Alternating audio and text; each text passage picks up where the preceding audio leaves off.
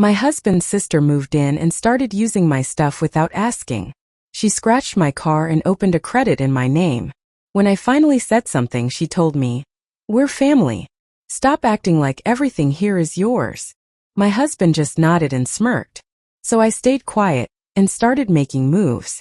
But before I got to that point, I spent way too long wading through the swamp of politeness and denial. My name's Madison, Maddie to my friends.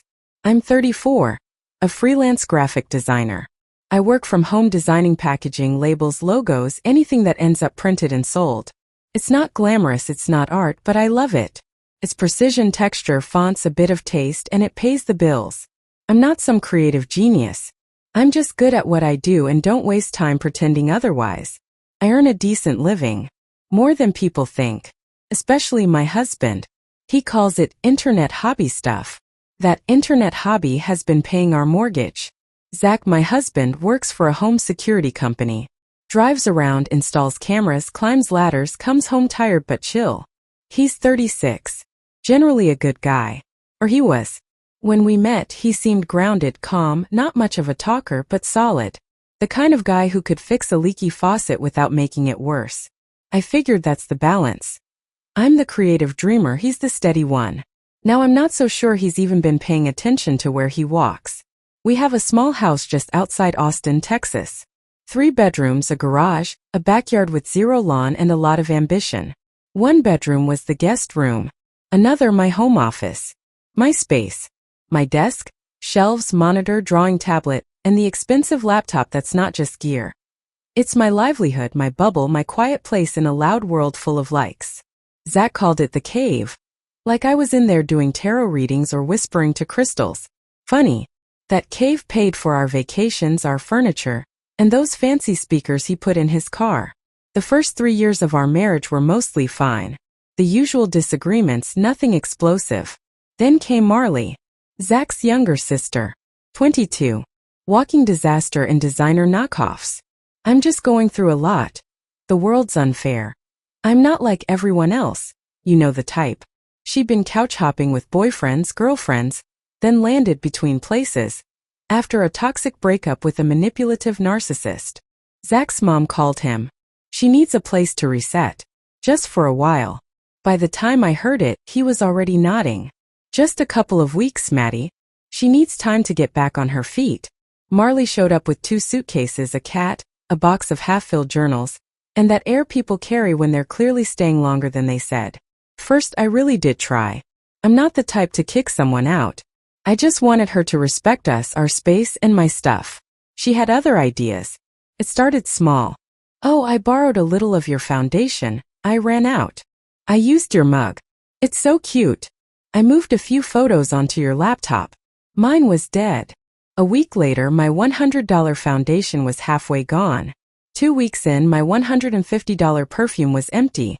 The one I saved for special days like a rare piece of chocolate. Then my charger went missing. Turned up in her room. Along with my hairbrush. And a silk robe I hadn't seen in months. I told Zach I was uncomfortable. He shrugged. She probably didn't mean anything by it. Just tell her. So I did. Marley looked at me like I'd asked her to pay rent. "Oh wow, sorry Maddie. I thought we were like sharing. You know, family." Family apparently meant open access to my skincare, my cat mug, which now lived in her room with ramen stains, and my slippers. My actual sheepskin slippers. The one she wore out for a smoke. And okay, maybe none of that sounds huge. But it felt invasive. Like tiny fingerprints on my time, my space, my skin. I talked to Zach again.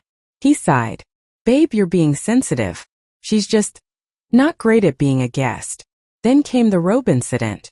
I had a big client Zoom that morning. Got up early. Washed up. Reached for my white robe, my ritual to feel remotely human. It wasn't there. Marley walked out of the bathroom wearing it. Towel on head. Totally casual. "Oh, that's yours? I couldn't find mine. Hope that's okay." I didn't scream. But something cold started growing inside me. Not anger. Not yet. Just that tired feeling when you know if you explode now, you won't come back. A month in, things shifted. My stuff wasn't just borrowed, it was coming back ruined. Foundation smears on my tee. Broken zipper on my makeup bag. And then the dress. My favorite black dress. Sleek, elegant, low cut. I saw it in her Instagram story. At a club. Under neon lights. Drink in hand. It came back the next day in a grocery bag, smelling like cheap perfume, with a red wine stain near the hem. I stood in the kitchen, holding it like evidence. Marley walked by. Oh yeah, sorry. Someone spilled. But come on, you never wear it anyway. I didn't yell. I didn't slap her. I just looked at her. And she added, don't be such a gatekeeper. It's just a dress. I told Zach. He shrugged. She didn't do it on purpose. These things happen. That night I sat in my office. Lights off. Just sitting. Not crying. Not angry. Just thinking. If nothing here is mine, then where the hell am I? After the dress incident, I decided to finally set some boundaries. Well, tried to. For me, that looked like politely asking, hey, please don't use my things without asking. And silently falling apart when I saw my favorite hoodie in Marley's Instagram story. You know, the one she just borrowed to wear around the house. Except now she was wearing it at some bonfire party, laughing with a group of people I'd never seen before. Sometimes I'd catch myself avoiding her, not because I was scared, but because I was tired. Tired of how nothing stuck. You couldn't reason with her. Couldn't guilt her. Couldn't even get her to care. Everything became a joke. Oh, I didn't know you were that sensitive. You sound like my old high school teacher, so uptight. Relax, Maddie. Seriously. Zach thought I was just overreacting to little things. But little things? Little things are grabbing the wrong remote. When someone constantly disrespects your space, your time, your sense of self. That's not a little thing. That's slow erosion. Then came the car. Not brand new, but mine. My Mazda. I took care of it, not because I'm into cars, but because it was mine. My stability, my backup plan. When you freelance, clients cancel, deadlines slip, but the car is solid. Or was. That morning, I had a meeting with a new client. A $5,000 contract. I was excited, nervous. Got dressed, prepped my samples, walked outside. No car. First thought. Stolen. Then I checked the key hook. Empty. Then I opened Instagram. There she was. Marley. In my car. Cruising downtown for coffee and nails. Caption self-care day. I stared. Inhaled. Exhaled. Called her. Where are you? Downtown. Why are you freaking out? You took my car. I'm just using it for a couple hours. It's not like you needed it. But I did need it. And now the meeting was a bust. Sure, I could have taken a rideshare, but the samples, the packaging, the mock-ups, they were all in the trunk. That meeting was my foot in the door. The client was testing me out. He texted later. Sorry it didn't work out. We're going to explore other options. Zach said. She didn't know you had a meeting. Don't be mad. Of course she didn't know. She didn't ask.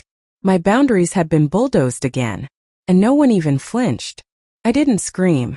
I didn't cry. Just felt hollow. A week later, Marley took the car again. Just grabbing takeout. She came back with a dent in the front fender. A scratch down the side, long and sharp like a scar. Someone must have hit it in the parking lot. She shrugged. Not my fault. Are you okay? Zach asked, looking at her like she'd barely survived a war. I'm fine, she smiled like she just spilled a drink and not dented my car. Later, my mother-in-law called. Maddie, seriously? You're more worried about a car than your sister-in-law's safety.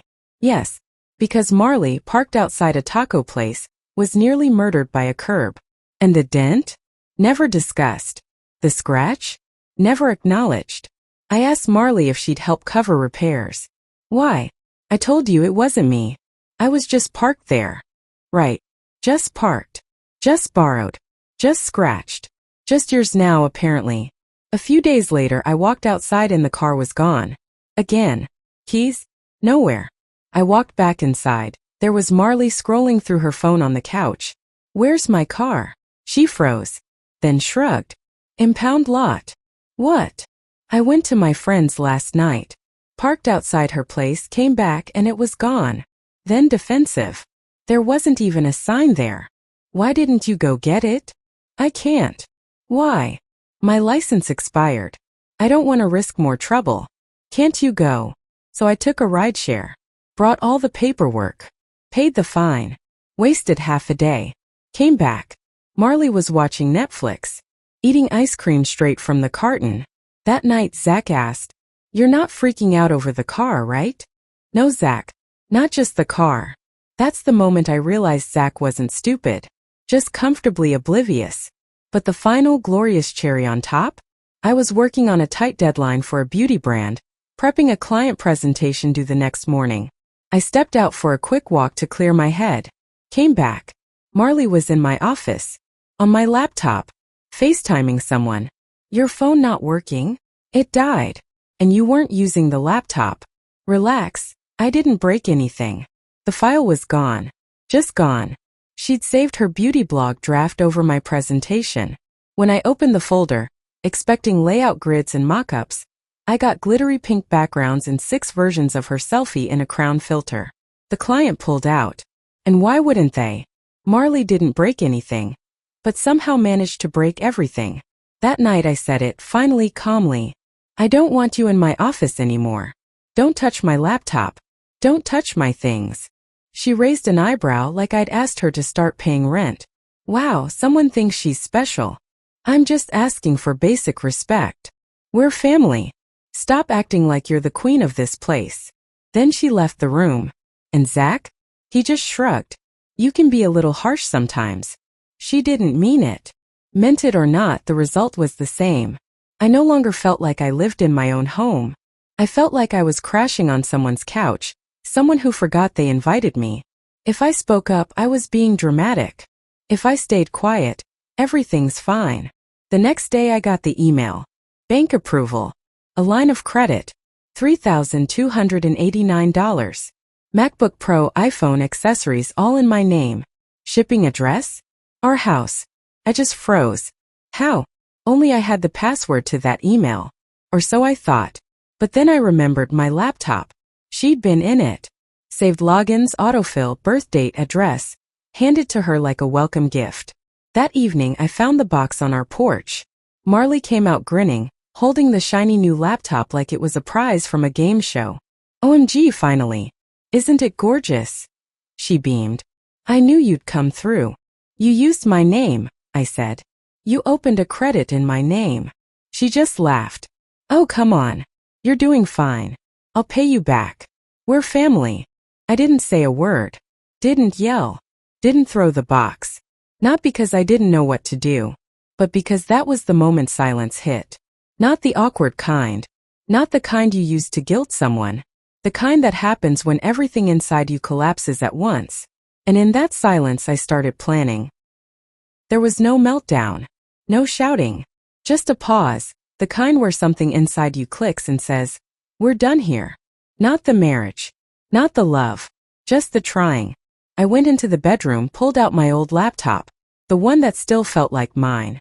No one had touched the browser settings. My tabs were still there. My passwords. My thoughts. The next day I called a lawyer. Found him through a friend.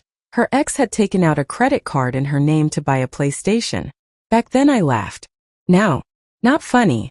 The lawyer was calm, quiet, professional. He listened. For a long time. Took off his glasses, rubbed his eyes and asked, "Do you have any proof?" "Yes." Screenshots. Photos of the car damage. Emails with clients. The cancellation after the lost project.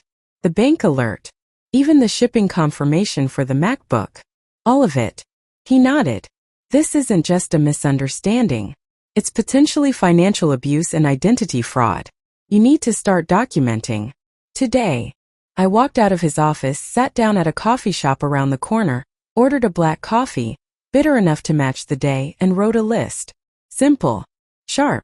Like nails on a board. 1. Turn off autofill on all devices. 2. Change every password, email, bank, socials. 3. Save every receipt, invoice, message. 4. Separate finances. 5. Get my tech out of that house. That last one hurt. Physically. I came home when Marley was out and Zach was at work. I quietly packed my tablet, backup laptop, graphic tablet, chargers, drives, everything tied to my job. Loaded it into a backpack and a duffel. Took it all to the co-working space I'd used before. Paid for the month up front. No one noticed a thing when I got back that evening. Life shifted into this weird half-limbo. I lived there but not really. Cooked for myself. Worked outside the house. Barely spoke to Marley. Spoke to Zach only when I had to. He noticed. Asked what was wrong. I'm just tired, I said. Tired of what? Of being in a house where I'm not allowed to say no. He frowned. I don't get why you're being so dramatic. I tried to explain. That when your things stop being yours, when you're the one paying the bills but not allowed to have an opinion, when you're told you're too much for just wanting space, that's not a partnership. That's a lease. Without a contract. He got upset. Sulked. Came back later with, you know I love everyone. I just show it differently. A week later I rented a small studio downtown. Told Zach it was for a big new project. I've got too many deadlines, I said. I need focus. I'll be there a couple weeks. He shrugged. Hope you're not mad at us? Us. I echoed, pretending not to know who he meant. You know, me and Marley. Don't worry, I said. I'm just doing what I have to do. He didn't even ask when I'd be back. The studio was cold but peaceful. No other voices. No mystery mugs in the sink. No showers running while I tried to work. I set up my laptop, laid out my files, and for the first time in months, I exhaled without feeling like I had to apologize for existing. Every morning started with documentation. I wrote a timeline, what happened when, how much it cost me. Screenshots. Receipts. I even recovered a backup of the deleted presentation.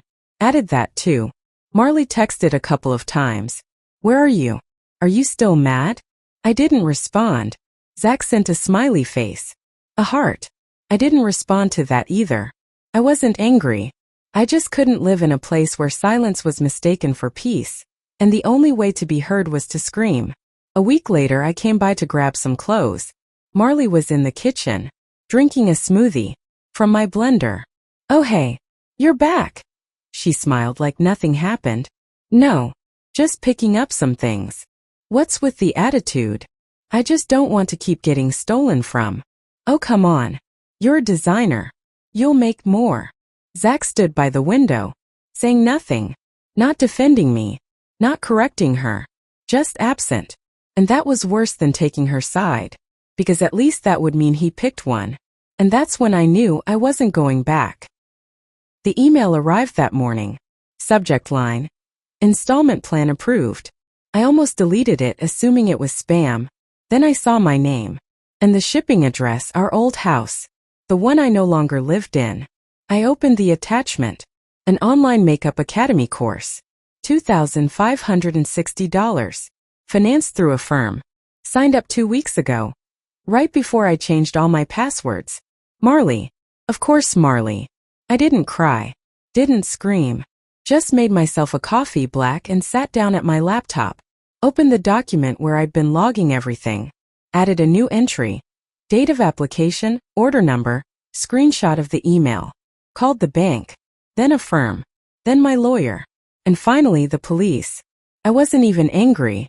It felt like hitting replay on a song you hate but know by heart. 2 days later the backlash began. First Zach called. Then again. And again. I didn't answer. Then the text started. What did you do? Marley's in trouble. You really want my sister to go to court over a course? Withdraw the complaint now. It's not even a crime, she just. I didn't finish reading. Just archive them. He wasn't asking. He was demanding. Then Zach's mom called. After some hesitation I picked up. Through tears and pauses she pleaded. Maddie, you have to understand she's just a girl. She wanted to learn. We would have helped if we knew. But the police? Court. Do you want to ruin her life? I stayed silent. She sobbed louder. You're tearing our family apart. You already have. You were like a daughter to me and now? God, how could you? She stole my money. Used my information without asking to buy expensive things and courses. But you earn well. I do. And that's why I value not just money, but respect. Maddie, please, she cried. Don't do this. Withdraw the complaint. I'm sorry it came to this, I said and hung up. Next was Zach's uncle. We'd spoken maybe twice before. Maddie, don't you think you're overreacting? It's just a couple thousand. She's young. You're older, wiser. You should be the bigger person. Of course, women are always expected to be the bigger person when they're robbed.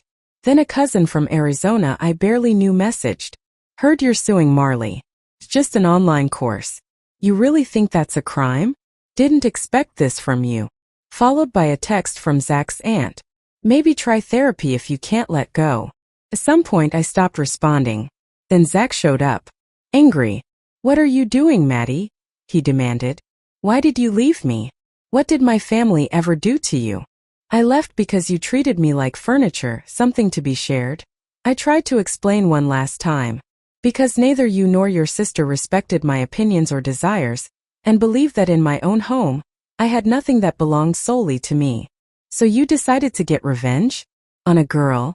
Just because she dared to use your precious credit card? Yes, she made a mistake. Yes, she didn't ask. But you're acting like you were mugged. I looked at him. Silent. He raised his voice. You're retaliating because you couldn't control everything. Because for once, someone didn't ask to drink from your mug, sit in your chair, and you broke. No, Zach. Retaliation would be taking out a loan in her name, or driving her car without permission and ruining her work. But I never did that. Ever. But it's not that serious. She's not a criminal. And if her name wasn't Marley, and she wasn't your sister? He didn't answer. Just breathed heavily. Looked at me like I was the traitor. She'll break.